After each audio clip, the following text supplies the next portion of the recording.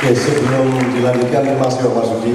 Saya kira kita akan sepakat bahwa kenapa orang melakukan korupsi, kenapa orang berani tidak melakukan korupsi, kenapa kita harus berani jujur, berani hebat, dan seterusnya. Itu kan ada komprehensi jawaban.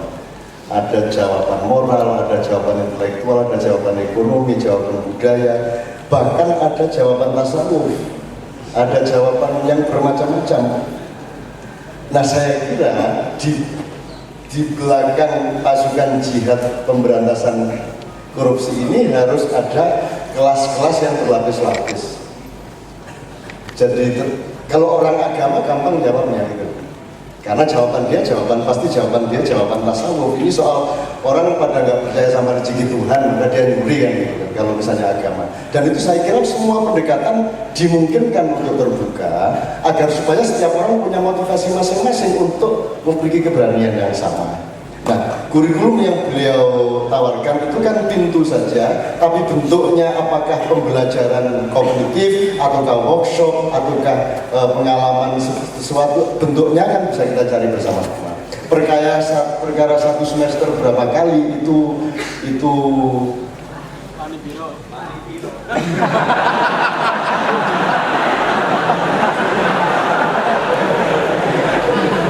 cocok ya kan? Ora, saya Pak, kalau suatu hari saya ada keperluan ginian di kelas sampean, saya larang membayar saya. Haram hukum yang membayar saya.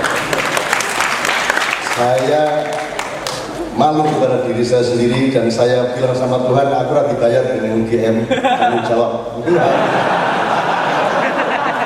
Iya tak? Bilang sama Tuhan, tanggung jawab. Itu soalnya tradisi Madura seperti itu. Tanggung jawab. Ini supaya supaya agak santai dikit, dari tadi kan kita serius kan. Ini Pak Mahfud ini orang Madura kalau cari ikan sampai suruh maghrib belum dapat ikan, dia bilang sama Tuhan, gimana katanya Rahman Rofi, masa sampai maghrib tidak dapat ikan satu pun tidak dapat, gimana sampian ini? Rahman Rofi kan gitu, kita 5 saja untuk anak saya 3, istri saya 1, saya 1, 5 saja, ya Rahman, ya Rofi. Nah, Tuhan kan suka kewuh juga kan itu kan, akhirnya dikasih 5 pecocot, itu ada ikan loncat 5. Terus gini lagi, namanya juga orang Madura, 5 beneran. Ya 5 kan istilah, 10 kayak 15 kayak itu orang Madura itu. Akhirnya Tuhan kasih 10, 15, 20, sampai hampir penuh ikan. Sudah, terima kasih. Akhirnya minggir dia. Begitu sampai di pantai, dia agak malu-malu sama Tuhan. Dilihat ada kepulan asap di sebelah sana, dan itu di desa dia. Desa saya terbakar. Panik dia. Dia lari, sebelum beberapa langkah ada orang datang, Pak, rumah sampean terbakar itu, rumah sampean. Rupanya rumah dia terbakar, dan dia langsung mengubah ini pasti karena tadi saya minta ikan banyak-banyak. Terus dia gini sama Tuhan, kenapa masalah di laut dibawa ke darat?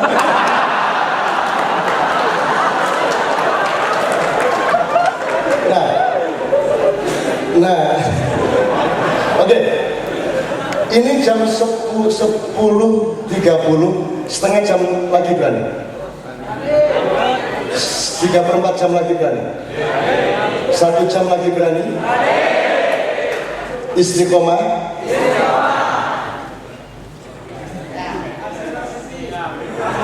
Arsenal gampang, ya.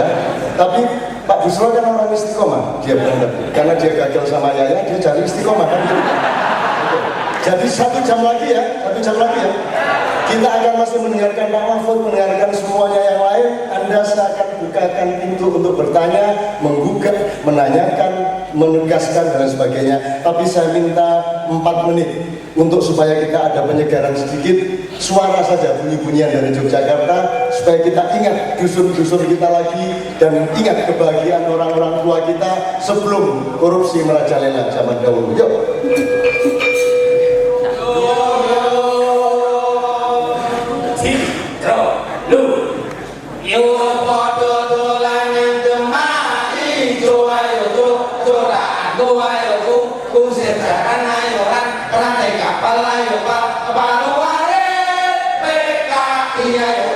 Iwa Biya Yobi Bintang Sabit Masumi Ayo Mina Jiwa Ayo Godok Telo Ayo Londo Dem Ayo Dem Mosile Budi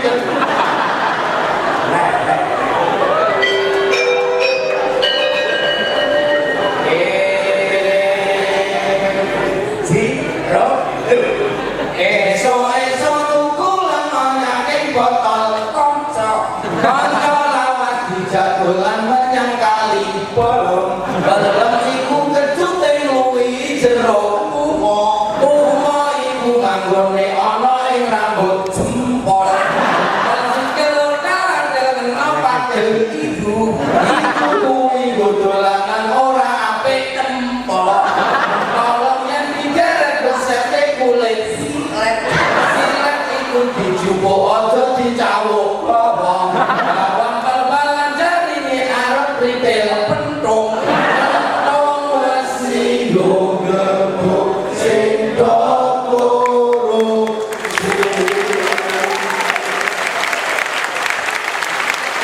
Oke, 5 orang singkat padat. 1, nanti sebutkan nama, asal usul atau fakultas. Nomor 2, 3, 4, 5. Nanti akan saya daftar lagi berikutnya. Semua maju ke sini supaya tidak ada kesulitan teknis. Semua maju ke sini. Ya, ayo. Oke, yang pertama langsung saya berikan.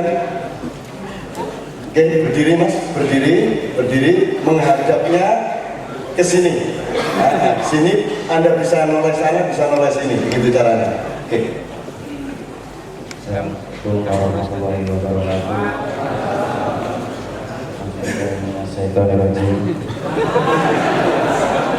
Amin ya, harusnya amin karena banyak setan. Saya pakai sarung celana saya habis hujan. Pertama saya ingin bertanya, sebenarnya kan dari tadi kita membicarakan tentang korupsi. Kenapa kok kita tidak memperbaiki sistem? Ibarat korupsi itu tikus, kenapa tidak kita tutup lubangnya, tapi malah kita bunuhi tikus yang keluar masuk ke dalam lubang itu gitu. Karena dari si lubang yang membawa petaka itu akhirnya banyak tikus-tikus yang harus kita pukulin, yang harus kita adili, yang harus kong kali kong. Kenapa kok kita tidak berusaha mencari sebab terjadinya korupsi? Nah, kalau dulu di zamannya Hitler itu kalau orang korupsi itu dihukum mati. Apakah kita harus meminta Hitler untuk hidup kembali di Indonesia? Atau kalau ibaratnya dulu di zaman Hitler kalau orang memperkosa ya disterilisasi. Nah, sama dengan di zamannya khalifah-khalifah yang lain, ya minimal dipotong tangan untuk hukuman korupsi. Soalnya mereka juga rasanya sudah tidak punya rasa malu atau mungkin digadaikan untuk sementara. Yang saya berharap dari teman-teman ini, buat apa kita sibuk ngurusin yang korupsi itu biar urusannya Pak Mahfud atau urusannya KPK dan lain-lain. Kita ngurusin memperbaiki sistem. Nah, bagaimana itu solusi? Nah, solusi itu yang saya meminta dari teman-teman di sini. Kita boleh berteriak-teriak anti korupsi, ibarat kita berteriak-teriak yang akan terjadinya maling, tapi kita bagaimana supaya tidak terjadi kemalingan. Nah itu. Wassalamualaikum warahmatullahi wabarakatuh. Justru untuk perbaikan sistem Pak Mahfud yang akan menjawab karena beliau yang berada di atas sistem dalam tanda petik itu ya. Terus untuk tikus mohon dipikirkan oleh teman semua, tidak cocok kalau koruptor itu kita sebut tikus karena tikus tidak sehabitat dengan kita. Dia hidup di sistem yang lain. Sementara koruptor berada bersama-sama kita, berarti dia kucing. Loh, kalau dilihat kalau tikus nggak hidup bareng kita, kalau kucing hidup bersama-sama kita, koruptor hidup bareng-bareng kita. Kalau tikus mau hidup di bawah tanah, mereka enggak, mereka bareng kita, umroh bareng. Oke, itu ya mas ya. Nanti soal sistem saya kira Pak Mahfud punya catatan banyak. Tadi sudah, namanya sudah mas ya.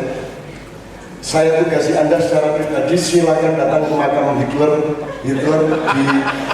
di Ngagel. Dia meninggal 1976 di Rumah Sakit Karangmenjangan atas nama Dr. Poh ya. Besok ke sana. Ini saya sudah menugasi Wali Kota Surabaya untuk menegaskan kebenaran mengenai meninggalnya Hitler setelah dari Sumbawa dia ke Surabaya. Masuk Islam tahun 74. Oke. Ini serius, ini serius. Silakan berikutnya. Bismillahirrahmanirrahim. Assalamualaikum warahmatullahi wabarakatuh. Nama saya Hendrik Kurniawan Wibowo, asal dari UGM, Fakultas Filsafat. Terus saya ingin menanyakan gini. Saya kan pernah diskusi sama teman saya gitu tentang undang-undang di Indonesia sendiri. Saya pernah diskusi, ya itu nggak tahu isu atau fakta. Kalau undang-undang Indonesia itu sebenarnya itu dibuat untuk menguntungkan koruptor sendiri gitu. Itu yang saya tanyakan itu. Itu sebenarnya fakta atau faktual seperti tadi Pak Busro tadi faktual gitu. Atau cuma isu-isu doang. Terima kasih. Wassalamualaikum warahmatullahi wabarakatuh. Sebenarnya Pak Budi sudah sedikit menyebut soal itu tadi. Sedikit, tapi tidak eksplisit seperti itu. Jadi nanti yang jawab siapa? Menurut Anda? Siapa saja gitu ya? Siapa saja Pak? Yang kompeten. Siapa saja pula yang Atau ada sasaran, ada yang menurut Anda sebaiknya menjawab itu secara khusus? Pak Busro. Pak Busro ya? Kenapa? Dan dua-duanya nggak apa-apa. Oke, terima kasih. Terima kasih Pak. Wajah sangat filsafat ya. Oke. Ketiga. Putri dulu. Assalamualaikum warahmatullahi wabarakatuh. Nama saya Vivi dari UNY, jurusan Sastra Indonesia. Pertanyaan saya, mungkin saya sependapat sama yang tadi penanya pertama ya, saya lupa namanya. Bahwa misalkan tadi Bapak beberapa menyebutkan contoh tentang pembuatan SIM yang bayar. Saya mengakui kami semua pasti kebanyakan bayar gitu.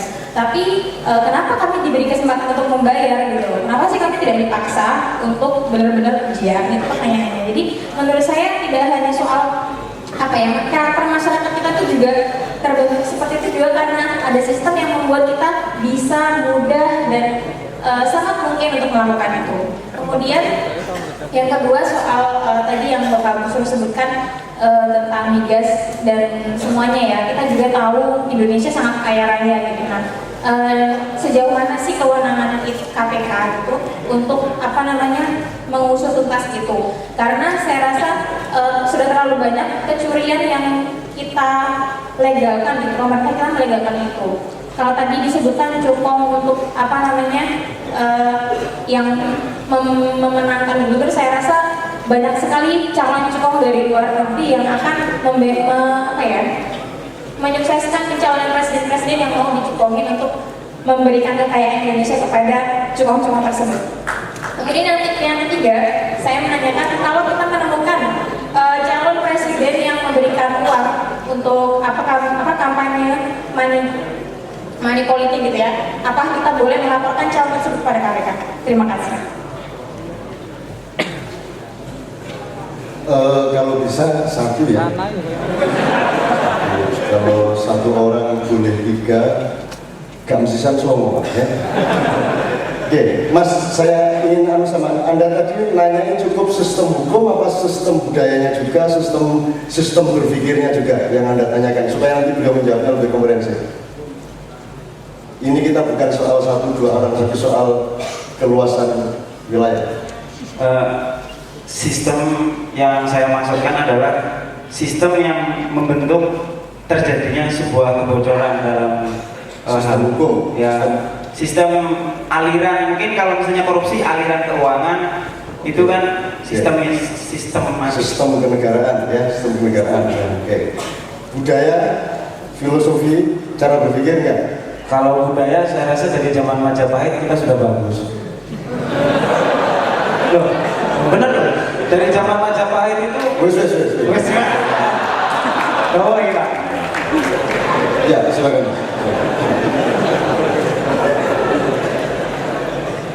Assalamualaikum warahmatullahi wabarakatuh. Selamat malam semuanya. Ini kebetulan saya sudah bukan mahasiswa alumni dari UGM juga. Saat ini saya ada di salah satu instansi di Badan Pemeriksa Keuangan. Nah, ini menarik Pak. Jadi saya juga terlibat dalam pengembangan sistem bermacam-macam, namun saya berbeda pendapat. Jadi mulai ini mungkin sedang ada moratorium, tapi beberapa waktu yang lalu saya terlibat dalam seleksi mulai dari rekan-rekan CPNS sampai pengembangan, sampai sekarang pun saya banyak dilibatkan di pengembangan untuk CPNS juga. Tapi hal yang menarik ternyata sama banyak gejala hal yang teman-teman itu masuk bagus. Kita seleksi, kita cari orang-orang yang punya idealisme luar biasa. Ujungnya 1 tahun CPNS, tahun kedua sudah ikut sistem. Kami coba cek di daerah untuk instansi-instansi yang kebetulan sifatnya nasional, ada satu ketakutan. Loh, kami itu sudah oke, kami tahu bahwa ini korupsi, kami tahu ini melanggar etika, ada integritas independen yang kami langgar kalau kami mengikutinya, tapi tetap lakukan. Karena apa? Ancamannya, saya tahu itu Mas, tapi gimana ngatasinya? Orang yang di atas juga seperti itu. Jadi ternyata sistem itu tidak cukup. Saya sendiri tadi saya sampaikan, saya sudah coba terlibat dalam pengembangan sistem, apalagi dengan adanya reformasi birokrasi saat ini. Ternyata tidak, tapi pada dirinya. Jadi saya sendiri dapat PR ini mengembangkan training katanya diklat yang sifatnya etika, integriti, gimana mengembangkan integriti, gimana mengembangkan independensi. Ternyata mentok Pak. Sampai saya kemarin coba bagaimana dengan pakai NLP, pakai hipnosis semuanya dan ternyata mentok. Jadi gimana nih kondisinya seperti ini? Ternyata harus kembali lagi ke diri. Jadi sebenarnya banyak yang sudah dikembangkan. Nah sekarang pertanyaannya, saya tidak tahu ini harus tanya ke siapa. Tapi balik lagi, kita ancamannya ini mumpung ada moratorium baik sebentar dihentikan, tetapi teman-teman yang baru idealismenya pun terkikis. Jadi mas-mas dan mbak-mbak yang di sini siap-siap 2014 ada buka CPNS masih kan terkikis idealismenya. Itu saja. Oke, saya berkata tapi saya tidak akan turut ini untuk ikut menjawab, silakan. Ini yang tadi jenggoten, yang satu pakai ini, jadi sekarang ada kelengkapan. Assalamualaikum warahmatullahi wabarakatuh. Salam kasih sayang. Nama saya Hatim Ubaidillah dari Pamekasan, Madura. Saya tetangganya Pak Mahfud, kurang lebih 30 km. Begini ya, saya dari Universitas Mantenan sini. Saya tidak ingin bertanya masalah korupsi, tapi saya sepakat dengan statementnya Pak Starman dari KAI tadi bahwa kita sebenarnya secara individu punya problem mengenai sering lupa, bersikap permisif katanya Pak Ustaz tadi. Saya khawatir habis dari sini kita agak punya formulasi atau apa untuk melakukan sebuah gerakan lanjutan. Makanya saya ingin bertanya pada Cak Zainal, apa formulasi pasca forum ini? Atau mungkin ada, karena ini bagi saya momentum bagus di mana para mahasiswa, pekerja kebudayaan, akademisi berkumpul menjadi satu, dan ini sangat jarang bagi saya. Nah yang kedua, secara global mungkin saya minta Cak mungkin atau Mas Zainal, karena saya rakyat, saya audiens di forum ini, maka saya berhak mengusulkan sesuatu lah. Paling tidak ada rekomendasi lah dari forum malam ini biar biar baik rekomendasi jangka pendek maupun jangka panjang. Misalkan yang jangka pendek kita pesan lah sama pejabat-pejabat yang ada yang dari Jakarta ini, apakah dari KPK misalkan Bu Nunun segera disembuhkan dan segera dipenjarakan dan lain sebagainya misalkan. Kalau yang jangka panjang misalkan kita dorong lah Pak Mahfud ini supaya nanti benar-benar ada yang berbisik tadi Pak ketika Bapak masuk dari satu. Saya pikir itu suara hati gitu, Pak. Barangkali itu dari saya, harapan saya ini tidak selesai pada hari ini saja, tapi benar-benar ada rekomendasi yang benar-benar dilanjutkan ke depannya. Terima kasih. Assalamualaikum warahmatullahi wabarakatuh. Oke, sudah 5 orang ya. Oh, masih satu lagi. Sudah 5, kalau gitu tunggu termin berikutnya. Saya berikan langsung Pak Mahfud, saya kira yang paling komprehensif jawabannya. Singkat saja, karena pertanyaannya bisa dirangkai dalam satu jawaban. Pertama, tentang sistem. Jadi begini, sebenarnya sih kita sejak awal reformasi itu sudah mendiskusikan sistem. Sampai sekarang terus ini harus sistem.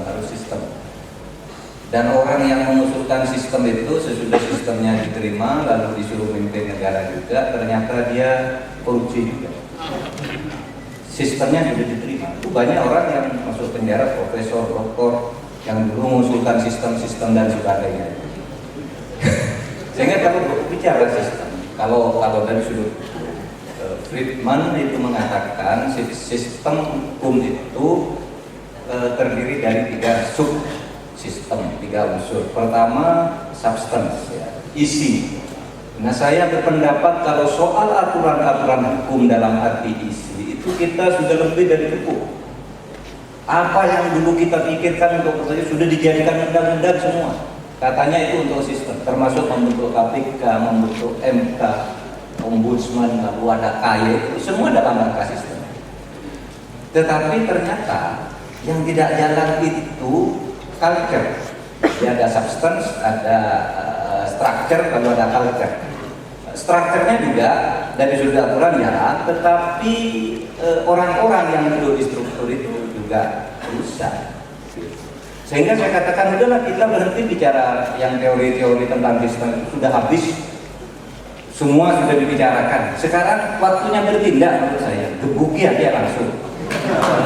Iya. Sudah, kalau sistemnya kita tahu penyebabnya apa sih akar dari korupsi. Setiap hari orang menggugat akar dari korupsi. Sejak kita menjatuhkan Pak Harto itu justru karena kita tahu ada akar korupsi. Gitu. Kenapa kita membicara itu lagi? Sekarang waktunya bertindak. Leadership sebenarnya yang penting itu. Kalau saya melihatnya itu, jadi kalau saudara tanya apa betul undang-undang itu dibuat untuk menguntungkan koruptor? Pada awalnya tidak. Kita membentuk undang-undang KPK itu kan bukan untuk menguntungkan koruptor, untuk malah koruptor itu takut semua dengan KPK. Nah sekarang ini ada pikiran untuk mengubah undang-undang lagi agar menguntungkan koruptor itu ya.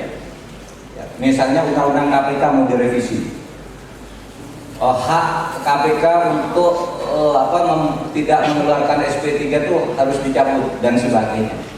Undang-undang KPK yang sudah bagus itu 11 kali diuji untuk dibatalkan ke Mahkamah Konstitusi dan 11 kali juga Mahkamah Konstitusi menyatakan undang-undang KPK itu. Karena itu bagus. Sekarang tinggal bagaimana kita menggunakan sistem ini, dan sistem ini kan kalau sistem dalam arti kerangka itu menurut saya sudah cukup lah. Kita berdiskusi terus tentang itu, tidak selesai-selesai juga. Orangnya sekarang, mungkin itu yang ditanyakan oleh Tana tadi, bagaimana mungkin kulturnya. Kemudian saya kira betul ada orang masuk diseleksi dengan baik untuk menjadi pegawai di BPK dan sebagainya, dan di berbagai instansi. Orang yang tadinya baik-baik sudah masuk itu menjadi rusak. Itu saudara, begini, ada seorang pejabat penegak hukum di satu daerah, dan ini bukan rahasia lagi. Saya kira KPK tahu data itu. Dia mau menyentuh satu masalah pertambangan tadi. Ini korupsi besar, begini, ini harus ditindak. Baru dia berpikir untuk bertindak, besoknya dia sudah dicopot, dipindah ke tempat lain. Ada tangan yang bergerak yang sangat kuat di atas lembaga-lembaga hukum ini. Kalau saudara menjadi pejabat sekarang, lalu mau menindak sesuatu, saudara mempertaruhkan jabatan itu bisa dipindah, bisa ditendang kemana-mana. Nah itu saya tidak tahu kalau mau bicara sistem dalam arti kerangka kerja, dalam arti unit-unit kerja, menurut saya sudah bagus. Tetapi ini menurut saya bukan sistem ya yang seperti itu. Ya, saya dulu pernah mendapat cerita dari Pak Sofyan, rektor kita. Jadi dia dulu kan menjadi orang dekatnya Presiden Habibie di bidang pengawasan waktu Presiden Habibie. Dia menemukan satu korupsi besar sebagai di bidang pengawasan penertiban data aparatur. Korupsi besar miliaran waktu itu dia lapor ke presiden, ini yang harus ditindak. Presiden Habibie juga setuju. Lalu diselidiki siapa orang di balik ini, ada menteri, ada anaknya menteri, ada ponaknya pejabat ini terlibat dalam korupsi puluhan miliar itu. Pada waktu itu di awal-awal reformasi baru presiden Habibie sudah mau ditindak, mau diproses kejaksaan agung. Tiba-tiba Pak Sofyan Effendi dinaikkan pangkat, dipindah dari kantor presiden menjadi kepala BKN dan kasus itu sampai sekarang hilang. Ini ada kekuatan di luar. Kalau Anda mau bertindak dan Anda punya atasan sekarang ini, gampang sekali atasan saudara ditelepon oleh seseorang, pindah orang itu, pindah. Apakah ini sistem? Saya tidak tahu. Itu sistem yang ada di luar sistem yang resmi. Itu bandit. Iya, itu mafia. Itu. Nah, saudara, saya kira ini yang harus kita pikirkan, bukan sistem-sistem seperti yang kerangka, bukan sistem kerangka seperti itu. Sekarang orang pejabat itu kalau mau bertindak benar, itu terancam bisa dicopot.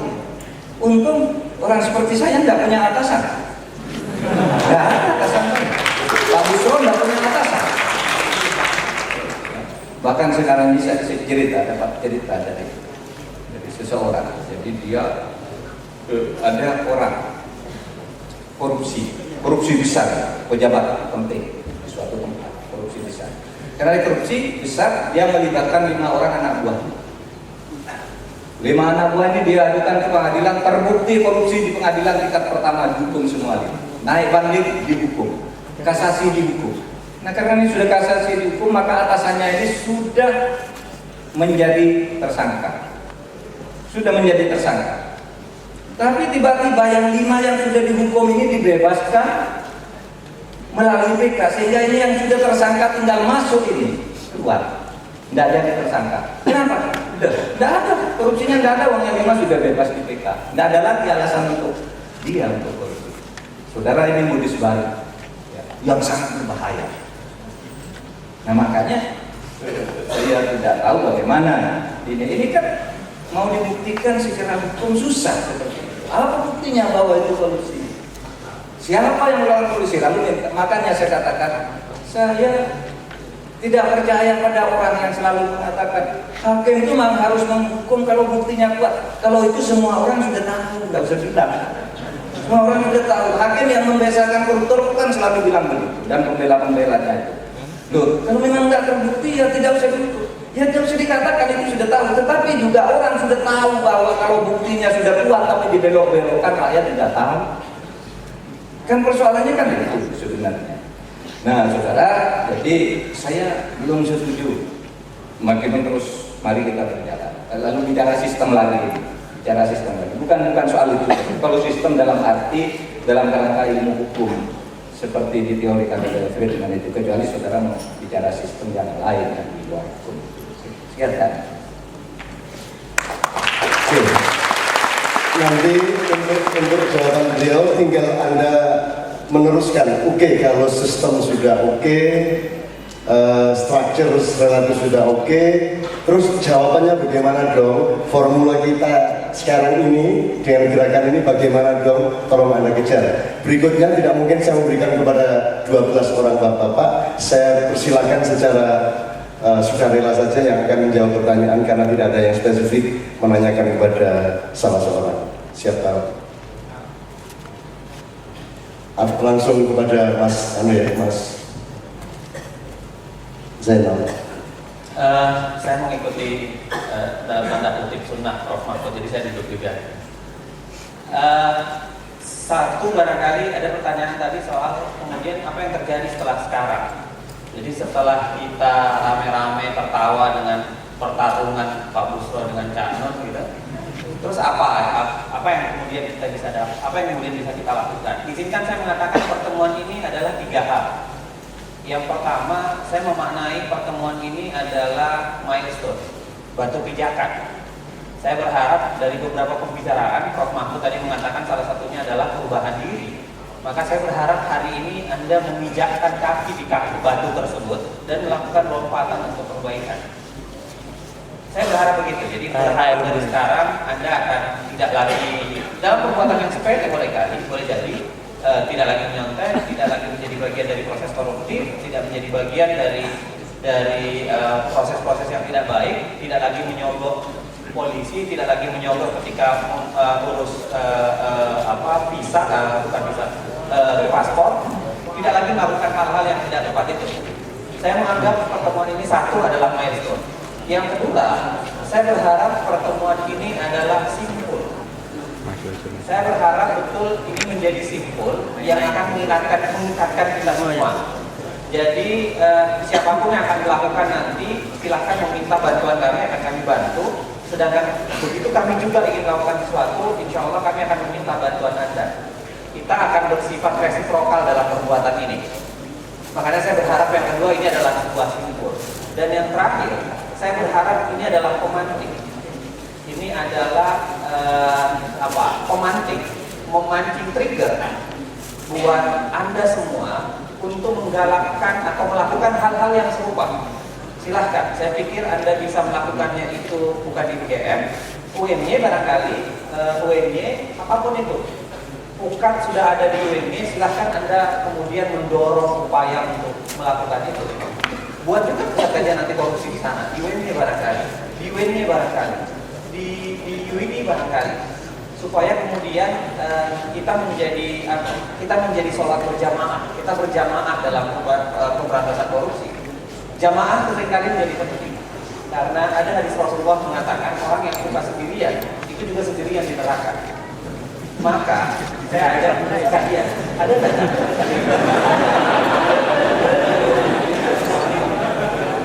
Saya kira kalau sendirian di neraka akan mau neraka sedang dibikin lebih lebar sekarang.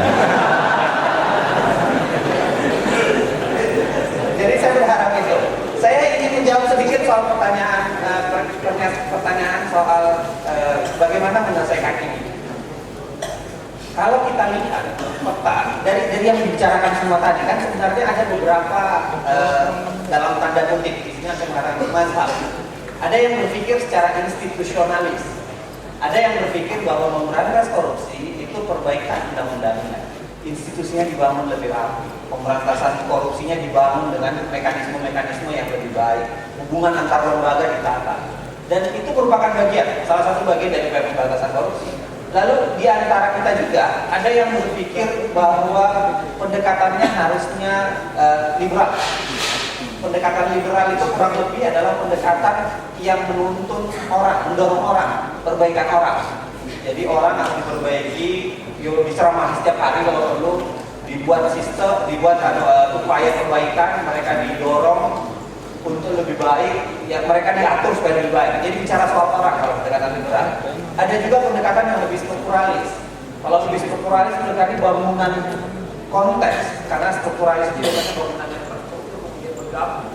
Mereka satu digeser, semuanya digeser. Itu menjadi pembicaraan kita juga tadi. Bagaimana kemudian semua gerakan itu disatukan. Gerakan kulturalnya, gerakan sistemnya dibangun, momentumnya dibangun, apapun yang dibangun. Nah, izinkan saya mengatakan bahwa pemikiran bapak-bapak sekalian tadi itu adalah etalase. Silakan Anda memilih apa yang Anda mau pikirkan untuk Anda beli. Tetapi rasanya, saya mengatakan bahwa tidak mungkin kita hanya berpihak ke salah satu pemikiran. Rasanya republik ini, negeri ini, wilayah yang sangat kita cintai ini memerlukan semuanya dilakukan secara simultan. Dan siapa yang melakukan secara simultan? Bukan cuma Pak Mahfud, bukan cuma Mas Budi, bukan cuma Pak Safran, bukan cuma Mas Kamal, tetapi kita semua. Bagaimana kemudian lagi-lagi saya katakan tadi kita berjamaah dalam pemberantasan korupsi supaya langgam kita sama, nyanyi kita sama, tanpa perlu disatukan tentunya, tetapi sama tujuannya lagi menuju ke pemberantasan korupsi. Saya pikir itu. Oke, terima kasih.